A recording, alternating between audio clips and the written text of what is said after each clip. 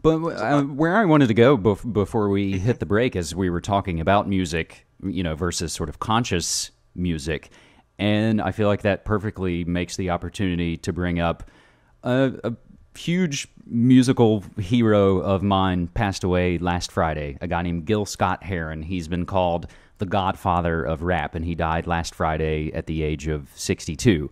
Folks out there... The revolution will not be televised. Exactly. Whitey on the Moon, No Knock, Watergate Blues. I mean, he was someone, and again, so many of these things within music, and I quote the Beastie Boys sometimes. There's been many times in my life when I thought I might lose it. The only thing to save me has always been music.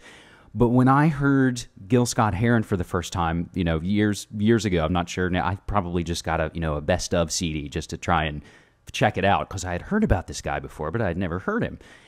And it was one of those, revelatory kind of experiences that when you hear an artist, it instantly kind of bridges the gap and makes sense. And you hear that and you go, oh, that is the root, or a major root, of what became rap and hip hop. Just the same way I think when I heard someone like Nick Drake, it was like, oh, that's where Bell and Sebastian came from. Or when I first heard Can, that's where I was like, oh, that's Stereolab. And not to get bogged down in all kinds of obscure band names, but hopefully folks out there have heard of many of those bands. But Gil Scott-Heron passed away, and his music was always hugely political, hugely social. I would implore folks to go and check out his music. I do have an obituary post up on MediaMonarchy.com that I did fill in with a lot of links to, songs and videos and things.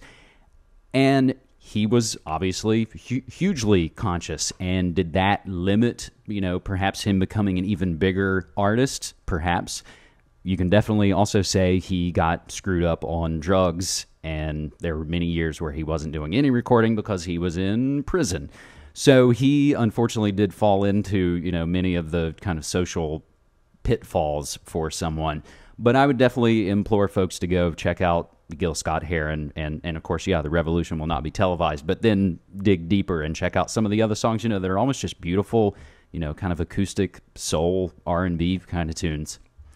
But what I really want to talk about and want to get into here, and I'm glad for you to give me this, chance, is something that I'm actually still kind of fleshing out for myself, and I'm crafting and drafting a post that, as we speak right now, isn't up yet on MediaMonarchy.com, but will be very soon, and actually, hopefully, I'll ask that you can help spread that out and maybe repost it on the intelhub.com or some of the other places.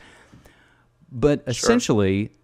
The other day at work in the break room, and this is sometimes how I'm still, even when I'm on my lunch break, I'm still news gathering and going through the newspapers in the break room at my job, where we basically have the Oregonian, our local newspaper, which is, sadly low on original regional reporting and heavy on, New York Times, Associated Press, rip and read added in. But we also have the New York Times. So while flipping through the New York Times just the other day, and actually it was yesterday, it was in the May 31st New York Times. It was on C1, so you had to kind of look for it into the sections. But the article is called Willis Tower Suspends Visitors Above Chicago. Suspended in space 103 stories over Chicago, and I'll just give you the lead-in. The view looking down the glass floor toward South Wacker Drive is just what you'd expect if you were balanced on top of 6,960 boxes of this city's deep dish pizza. Or, as the exhibition at the Willis Tower also tells us, standing atop 313 Oprah Winfrey's or 283 Barack Obama's. That thought brings on its own sort of vertigo. The comfort is that those human towers would reach the top of the building itself, while this particular perch for a human version of Yertle the Turtle is a bit lower. On the 103rd floor, fewer pizzas, media stars, and presidents would be required. What are we talking about here? They have built and remodeled what is called the Sky Deck at the now called Willis Tower, formerly called the Sears Tower. And I'm just going to go over this, Bob, and I'll then let you kind of fill in some of the pieces that we briefly discussed during the break. But basically, they've remodeled this Sky Deck that you can now walk outside the building, and you are in a glass box. So you that sounds nice. You know, and I'm sure it's pretty awe-inspiring and kind of amazing. So this has only been, and what did we say? That, it was the Sears Tower up until 2009, and now it's called the Right. Willis Tower. And we'll tell the listeners a little bit more about that in just a second, but go ahead.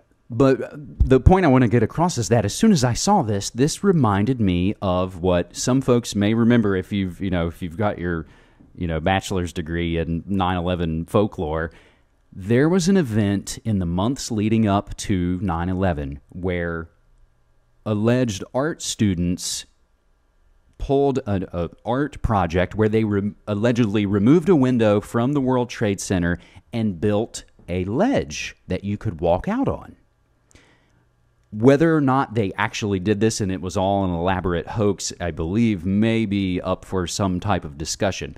But when the book came out documenting this art project, it was called The Bee Thing, as in just the letter B, The Bee Thing.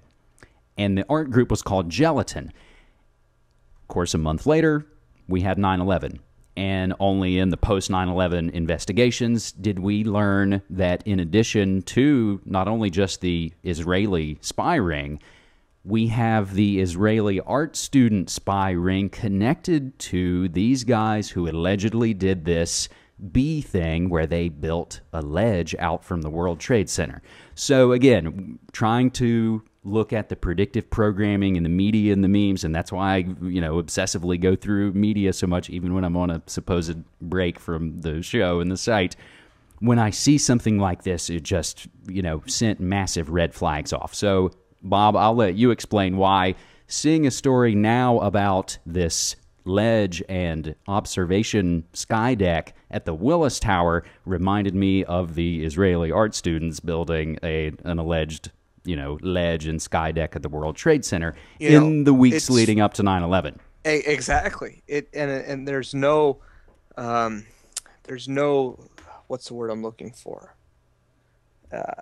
There's no real reason why we shouldn't look at the possibility that the Sears Tower's next. Okay, there really isn't, and I don't believe that there's some sort of just this is just a matter of coincidence. No.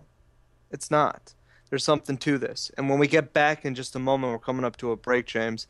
I'll break it down for them. We've talked about this before. We've had Popeye on from Federal Jack, who also sees a potential false flag to affect the Sears Tower. Whether or not that comes to fruition will be determined. We'll keep an eye on it, though, nonetheless. And there is a lot of things that it shares in common with the World Trade Center. All right, folks, this is the Bob Tuskin Show. We'll be right back.